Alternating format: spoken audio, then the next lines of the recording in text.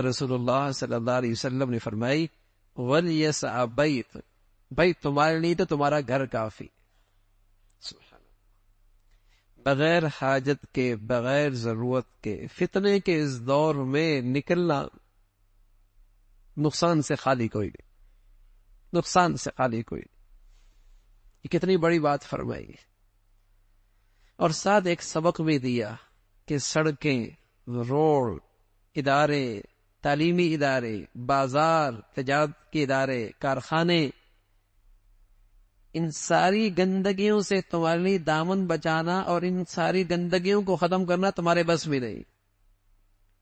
لیکن یہ چیز تو تمہارے بس میں ہے کہ اپنا گھر تو ٹھیک کر لو، اور یہ بھی تمہارے اختیار میں ہے، بغیر نکلنے کی ضرورت بھی کوئی نہیں. یہ تو کر سکتے ہو. اور گھر سے تو معاشرہ بنتا ہے، سوسائٹی کس سے بنتی ہے؟ گھر ہی تو سوسائٹی کی پہلی اکائی ہے.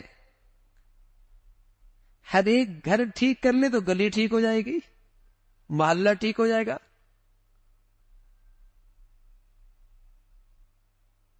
فرمایا بل یسع بیتک، تیرے لیے تیرا گھر کافی ہے. اور سچ ہے، اللہ ہمیں نصیب فرما دے، جب گھر ٹھیک ہوگا نا، گھر ٹھیک ہوگا تو جو رونق اور جو مزہ اور جو لطف بچوں میں اور گھر والوں میں نظر آئے گا وہ کہیں اور نہیں ملے گا، کہیں اور نہیں ملے گا.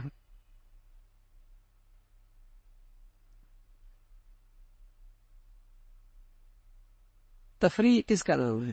دل کا خوش ہونا نا. سبحان اللہ. اولاد، گھر والوں، جب وہ محبتوں کی خوشبو ہوگی تو دل اس سے بڑا خوش ہوتا. لیکن یہ دین سے ہے، بے دینی سے نہیں. یہ نیکی سے ہے، گناہ سے نہیں. یہ نیکی سے ہے، گناہ سے نہیں. وَلْيَسْعَ بَيْتُکَ، فرمایا اپنا گھر ایسا بناؤ کہ کم از کم وہاں تو تمہارا دین محفوظ ہو جائے، اور بغیر ضرورت کے وہاں سے نکلنے کی ضرورت کوئی نہیں.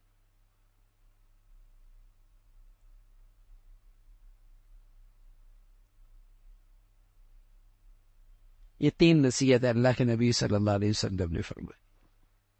تو میرے عزیزو، اس کو اپنی زندگی کی حصہ بنائے، معمول بنائے، حصہ بنائے، معمول بنائے. باہر فضاؤں میں گندگی گندگی گندگی، گناہ ہی گناہ ہے.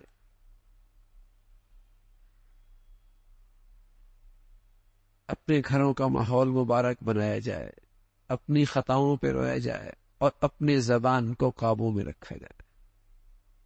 اس کی مشق ہو تو انشاءاللہ اللہ کی ذات سے امید ہے دنیاوی اور دینی دونوں لحاظ سے بہت سارے مصائب سے اور بہت سارے فتنوں سے اور بہت ساری تکالیف سے محفوظ ہو جائے.